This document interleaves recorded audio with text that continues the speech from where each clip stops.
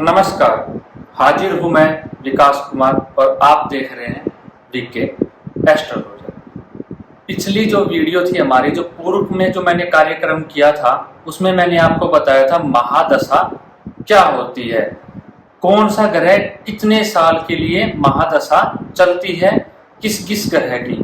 तो अगर आपने वो वीडियो अभी तक नहीं देखी है तो प्लीज वो वीडियो जाके देख लीजिएगा, ताकि आपको ये वीडियो जो है भाग 2 है जो महादशा का, वो आपको आसानी से समझ में आ जाए और आपको कोई कठिनाई ना हो इसको समझने में।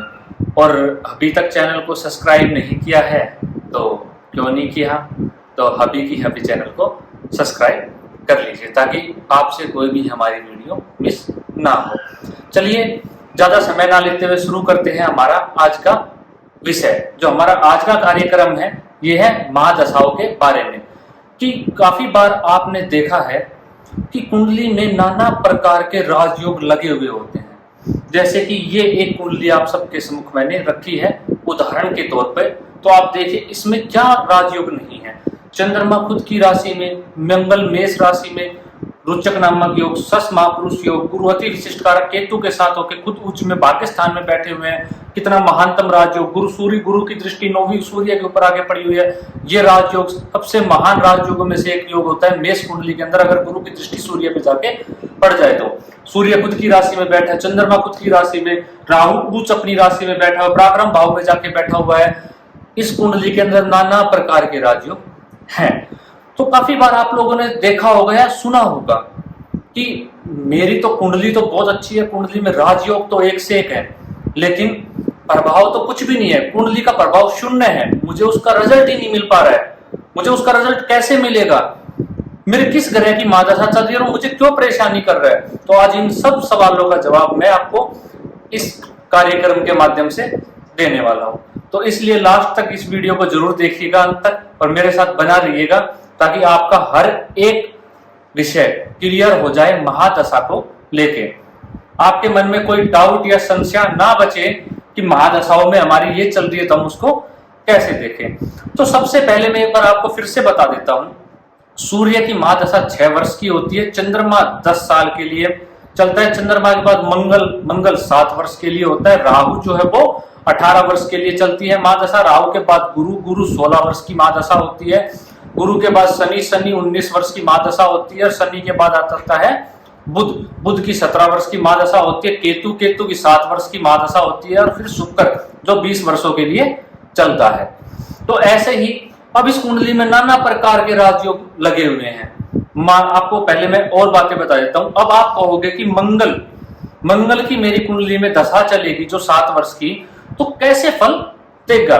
तो सबसे पहले आप ये देखिए कि मंगल किस राशि में बैठा हुआ है, देख लिया आपने। उसके बाद ये देखिएगा मंगल का, आप सभी को पता है कि मंगल 2 राशियों का अधिपति है, मालिक है, मेष राशि का और वृश्चिक राशि का। अगर आप लोगों को यह भी नहीं पता कि कौन सा ग्रह किस राशि का स्वामी है, तो उसका लिंक मैं वीडियो के डिस्क्रिप्शन में दे दूंगा, आप जाके देख लीजिएगा। तो जो मंगल है वो मेष राशि और वृश्चिक राशि का मालिक है। तो अब जब मंगल की आपकी कुंडली में महादशा शुरू होगी तो कैसे होगी, आप कैसे देखोगे। सबसे पहले बेसिक से समझो आप। मंगल यहां से हमें देखनी है, कोई भी ग्रह जो यहां से राशियां लिखी होंगी, मतलब जो भी आपका लगन होगा हमें उनको जानना है। यहाँ पे मेष राशि लिखी हुई है, तो जब मंगल की 7 वर्ष की जो महादशा शुरू होगी उसको हम 2 भागों में भाग दे देंगे। उस चीज को 7 को 2 से भाग कर देंगे तो 3.5 वर्ष हमारे निकल जाएंगे। तो जो मंगल की महादशा आएगी तो 3.5 वर्ष तो लगन मेष राशि का फल देगी, आपके लगन का फल देगी, आपके व्यक्तित्व को निखार के रखेगी। आपको पता ही है आज हमारा वो विषय नहीं है कि क्या करेंगे, बस मैं आज आपको ये बता रहा हूं कि महादशा कैसे काम करती है। तो मंगल लगन में हो जाने से और मंगल मेष राशि में बैठने से मेष राशि का प्रभाव मंगल को देखने को मिलेगा आपको, और उसके बाद 3.5 वर्ष आपको अष्टम भाव का फल जो है वो प्राप्त होगा। ऐसे किसी का भी उदाहरण ले लीजिए, मान लीजिए शुक्र ले लीजिए। शुक्र इसमें मिथुन राशि में बैठा हुआ है जो इसकी मित्र राशि है, राहु के साथ बैठा हुआ है, तो ये एक दुर्योग बना रहा है। लेकिन आज हमारा ये विषय नहीं, सिर्फ महादशा का विषय है। तो शुक्र मिथुन राशि में बैठा हुआ। अब शुक्र की जो 20 वर्ष की महादशा जब आपकी कुंडली में लगेगी तो वो कैसे लगेगी? तो वो लगेगी, मैंने क्या कहा, यहाँ कोई भी राशि लिखो तो 2 नंबर सबसे पहले इधर से देखना कहां से आ रहा है। तो जो 2 नंबर यहाँ पे आ रहा है मतलब धन भाव, मतलब दूसरे घर का फल आपको शुक्र 10 वर्ष की दशा आपकी शुक्र की आपको धन भाव का फल देगी, और फिर सप्तम भाव का फल आपको 10 वर्ष की जो अगली दशा बच गई शुक्र की 20 वर्ष की, वो आपको यहाँ का फल देगी। अब मान लीजिए सूर्य एक ही राशि का अधिपत्य मालिक है, सिंह राशि का। अब जब सूर्य की महादशा आएगी तो वो कहाँ का फल देगी? तो 6 वर्ष के लिए सूर्य जहां पे की राशि है उस भाव का सूर्य की महादशा आपको फल देगी, और कुछ प्रभाव आपका जहां पे सूर्य जाके बैठा है उसका भी प्रभाव आपको आपके जीवन काल में देखने को मिलेगा।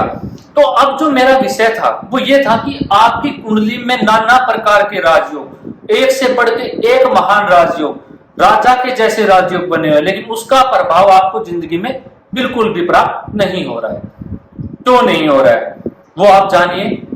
वो इसलिए नहीं हो रहा है कि मान लीजिए आप किसकी दशा में आपका जन्म हुआ, आपका जन्म आपकी मेष लगन की कुंडली है और आपकी सिंह राशि है, धनु राशि है, कुछ भी राशि हो आपकी मेष लगन की कुंडली है जो कि मैंने आपके सामने ली हुई है। और इसमें जब आप पैदा हुए हो तो आपका जो गुरु की दशा है, जो गुरु की दशा है वो खत्म हो गई। जैसे ही आपका जन्म हुआ उसके 1-2 साल बाद आपकी गुरु की दशा खत्म हो गई। तो आपको किसकी दशा आएगी? आपको शनि की दशा आएगी। शनि के बाद आपको बुध की दशा आएगी, जो कि इनमें कारक ही नहीं है। मेष लगन में शनि की दशा भी 19 वर्ष की चलेगी, बुध की दशा 17 वर्ष की चलेगी। बुध के बाद आपका केतु आ जाएगा, केतु की दशा चलेगी आपकी। केतु के बाद आपकी शुक्र की चलेगी 20 वर्ष की। तो आपकी सारी ही जिंदगी बेकार की दशाओं में निकल जाएगी। इसलिए, और मान लीजिए आपका जन्म सूर्य की महादशा में हुआ तो सूर्य आएगा, सूर्य के बाद चंद्रमा आएगा, चंद्रमा के बाद मंगल आ जाएगा, मंगल के बाद राहु और फिर गुरु।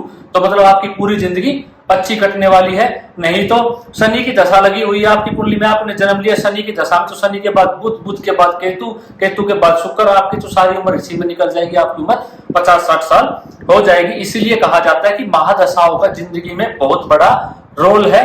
कुंडली में कितने भी महान राजयोग हो, लेकिन महादशा किसकी चली हुई है ये आपको देखना जरूर आना चाहिए। वैसे ही एक बहुत ही ज्योतिषीय विषय है गहराई का, लेकिन मैं आपको इसलिए समझा रहा हूं क्योंकि आजकल सॉफ्टवेयर चले हुए, सब लोग अपनी कुंडली तो निकाल लेते हैं, उसमें जाके महादशा भी देख लेते हैं, लेकिन उनको अब ये नहीं पता कि उनके लिए कैसी है ये महादशा।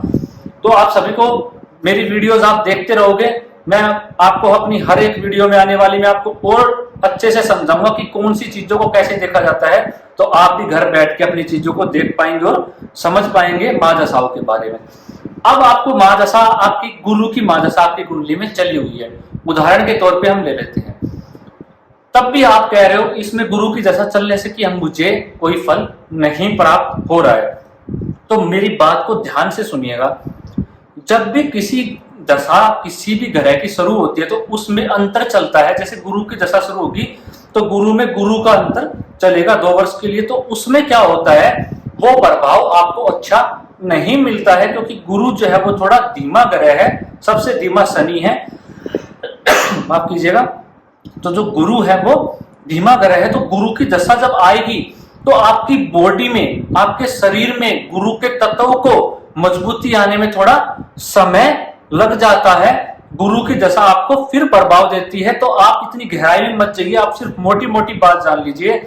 जब भी किसी महादशा आपकी कुंडली में शुरू होगी, नई महादशा, जैसे गुरु की महादशा हुई या शनि की हुई, किसी की भी हुई, जब तक वो गुरु में गुरु चलेगा या शनि में शनि चलेगा, आपको उसका प्रभाव अच्छा बिल्कुल भी नहीं मिलेगा। जब गुरु में शनि आएगा या बुध आएगा तब आपको गुरु की महादशा अच्छा प्रभाव देना शुरू करेगी। लेकिन वो आप जरूर जान लीजिए वो कैसे प्रभाव देना शुरू करेगी।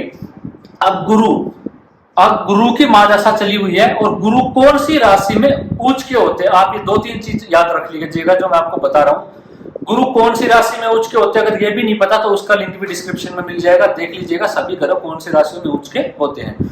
जो गुरु है वो कर्क राशि में उच्च का होता है। तो जब गुरु में जो कर्क राशि में जो भी ग्रह बैठा होगा, जो भी ग्रह कर्क राशि में बैठा होगा, यहाँ चंद्रमा बैठा है, मान लीजिए मंगल भी होगा या शुक्र भी बैठा होगा, तो जब गुरु की जब वो दशा आएगी, मतलब उस ग्रह की, मतलब कि जो गुरु है, आप अच्छे से समझे, जो गुरु ग्रह है, अब यहाँ पे चंद्रमा बैठा है, मान लीजिए यहाँ पे चंद्रमा नहीं है, यहाँ पे शुक्र है, तो जब गुरु की दशा में शुक्र का अंतर आएगा तो वो आपको अच्छा प्रभाव देगा, आपको आपकी सारी चीजें, सब सुख सुविधाएं प्राप्त करवाएगा। जिस ग्रह से वो कारक है, जिस भाव का, तो आपको सारी चीजें प्राप्त हो जाएगी। ऐसे ही जैसे शनि तुला राशि में ऊंच का होता है, तो अब तुला राशि में कोई ग्रह नहीं बैठा हुआ है, तुला राशि का जो अधिपत्य है, अब जो शुक्र है, वो आपको फल अच्छा देगा। तो जिस भी ग्रह की महादशा चली हुई हो, जिस राशि में वो ग्रह उच्च का होता है, उस राशि में अगर कोई ग्रह बैठा होगा, तो जब उसका अंतर आएगा उसकी महादशा में, तो उसको आपको सर्वश्रेष्ठ रिजल्ट आपको अपनी कुंडली में देखने को मिलेगा और अपनी जिंदगी में आप उनका आनंद ले पाओगे। आइए अगली बात जान लेते हैं। अब हमें कैसे देखना है कि कौन सा ग्रह कैसे काम करेगा। अब हमें तात्कालिक मित्रता देखनी है। जैसे कि अब जो शनि है इस कुंडली में कारक नहीं है, अकारक ग्रह है मेष लगन में, लेकिन जब गुरु की दशा, क्यों, गुरु के साथ तात्कालिक मित्रता में बैठा हुआ है शनि। वैसे नारसंगिक शत्रु ग्रह है शनि और गुरु, लेकिन तात्कालिक मित्रता में बैठा हुआ है। तात्कालिक मित्रता कैसे देखी जाती है, जहां से शनि बैठा उससे 3 घर आगे, 1 2 3 ये मित्र ग्रह होंगे जो इनमें बैठे, तो इससे पीछे 3 ग्रह, 1 2 3, इनमें जो पीछे 3 ग्रह बैठे, मतलब यहां से लेकर यहां तक जो भी ग्रह बैठे वो शनि के मित्र ग्रह है, तात्कालिक मित्र है। नारसंगिक तो शत्रु हो सकते हैं, नारसंगिक मित्र हो सकते हैं, लेकिन सिर्फ हम तात्कालिक मित्रता मैंने आपको समझाइए हमें कैसे देखनी है। तो अब हमें कैसे देखना है, अब जैसे मंगल की दशा आपकी कुंडली में चली हुई है और मंगल में शनि का अंतर चला हुआ है, तो आप कैसे देखोगे। मंगल से शनि 10 घर दूर है, 10, और शनि से मंगल 4 घर, मतलब कि चतुर और दशम का योग ये बन गया। तो ये जब महादशा आएगी और तात्कालिक मित्रता में बैठे हुए हैं और मंगल शनि की राशि में उच्च का होता है, तो जब इसकी महादशा आएगी तो आप अपनी जिंदगी में छप्पर फाड़ के पैसा कमाने वाले हो। नाना प्रकार के वाहनों का सुख आपके पास होगा, मकान का सुख होगा, आपने जो अपनी जिंदगी में नहीं देखी है वो चीजें आपको इसकी महादशा के जब अंतर आएगा तो आपको वो चीजें देखने को मिल जाएंगी जो आपने कभी ख्वाबों में भी नहीं सोची होगी, और आपके सभी ख्वाब पूरे कर देने वाली ये महादशा बन जाएगी। जो ये अंतर आएगा कि वो 1 वर्ष का या 2 वर्ष का है, आपकी जिंदगी में 4 चांद लगा देगा। ऐसे ही हमें महादशाओं को देखना है। अगर अभी भी आपको कुछ समझ में नहीं आया है या मुझसे कोई छूट गया, आपको लगता है, अगर आप चाहते हो कि मैं इस पे एक वीडियो और लेके आऊं महादशाओं के ऊपर, तो आप कमेंट करके जरूर बता सकते हैं। अगर आपका भी कोई सवाल है अपने से संबंधित, तो भी आप कमेंट कर सकते हैं, मैं अपनी वीडियो में जरूर लेके आऊंगा। तो ये चीजें हैं। तो अगर आपको समझना है और गहराई से, तो मैं आपको फिर से बता देता हूं। अब सूर्य की महादशा चली हुई है, सूर्य की महादशा में मंगल उच्च का होता है, मतलब सूर्य जो है मंगल की महादशा में, माफ कीजिएगा, मंगल की राशि में उच्च का हो जाता है। तो सूर्य में जब मंगल का अंतर आएगा तो वो महादशा सर्वश्रेष्ठ महान दशा होगी आपकी कुंडली की, आपको वो सारी चीजें प्राप्त करवा देगी। ऐसे ही अब सूर्य से मंगल की दूरी देखो कितनी है, 7 8 9, नवम पंचम का योग बन गया, और ऊपर से मंगल और सूर्य तात्कालिक शत्रुता में है, लेकिन नारसंगिक मित्र ग्रह, और दोनों इस कुंडली में कारक है, इसमें लगन में कारक होते हैं। और गुरु की दृष्टि भी सूर्य, तो महानतम राज्य कैसे देखना है, आपको सबसे पहले देखना है जिस भी ग्रह की महादशा चली हुई है वो ग्रह किस राशि में उच्च का होता है।